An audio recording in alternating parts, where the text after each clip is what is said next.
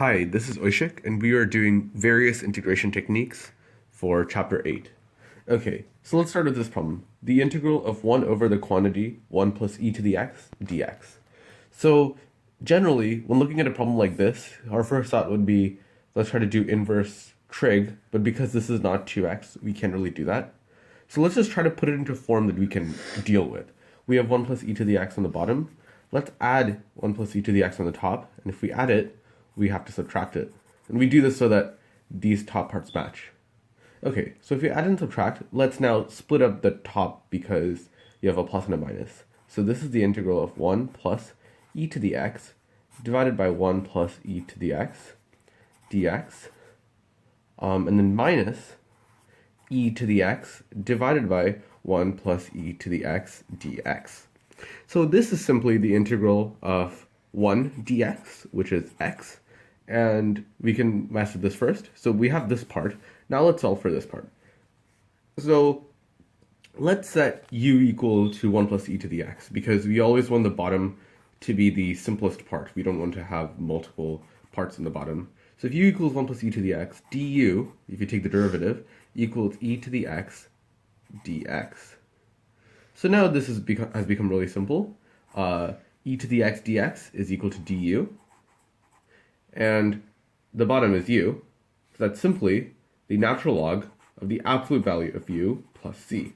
But we aren't done because this is in terms of u, so let's rewrite the whole thing. So we have, from this part right here, x minus the natural log of 1 plus e to the x, because that's what u is, and this is the absolute value, plus c.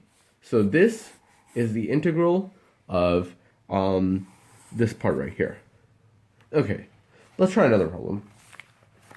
So if we have the integral of the square root of 1 plus sine theta d theta, we could do something like setting u equal to sine theta and solving it that way. But let's take it a way we learned in pre-cal. We always learned how to multiply by conjugates. So let's do that in this case. So if you have the square root of 1 plus sine theta, its conjugate is square root of 1 minus sine theta. And that makes it so that we end up with a square, and then we can turn into cosine. So if we multiply by 1 minus sine theta, you have to divide it by the square root of 1 minus sine theta. So you're just multiplying by 1. So we end up with that, just multiplying by 1. We really haven't changed anything. We end up with the integral of the square root of 1 minus sine squared theta, because within 1 plus sine theta, 1 plus sine theta times 1 minus sine theta is equal to 1 minus sine squared theta, which is what we had in here, and we just of course have the square root on top since they were being multiplied. And the bottom is 1 minus sine theta d theta.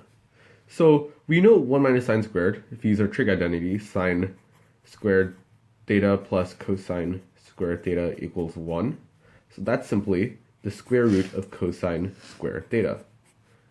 And that the bottom is still the square root of 1 minus sine theta d theta.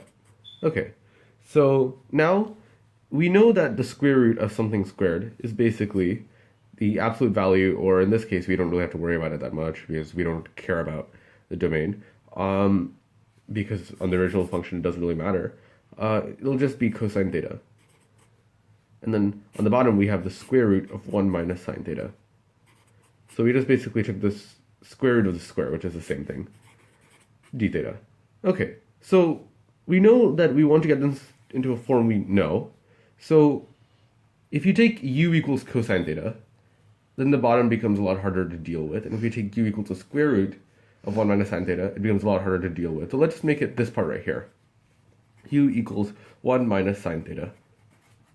So du equals negative cosine theta d theta. So we have cosine theta d theta, so let's solve for that. Negative du equals cosine theta d theta. Okay, so we have this part right here, which is the same as this part right here. Just plug it in, negative du. And this part, u equals 1 minus sine theta, that's just u to the 1/2. So we could rewrite it as negative u to the negative 1/2 du. So now let's just straight integration, the power rule. You add 1 to this exponent, so that's 1/2, and then you divide by this number. So you're dividing by 1/2, which is the same thing as multiplying by 2. And you have the negative sign in front. So the negative 2u to the 1/2 plus c. Remember the concept of integration? So now we end up with, in u's, but we aren't done yet because we still have to solve it back for our original variable, which is theta. So let's plug in what u was. U was equal to 1 minus sine theta. So 1 minus sine theta, and this is equal to, just write it as the square root, plus c. Okay, just to review, if you look back at any trig, we want to turn it into a form that we can take the integral of.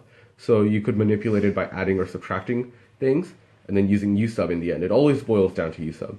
And then in this problem, we would make sure to multiply by something, by its conjugate, and by doing so, we'd also have to divide on the bottom, and then set u equal to something so that it ends up with an easy u sub. Okay, thank you.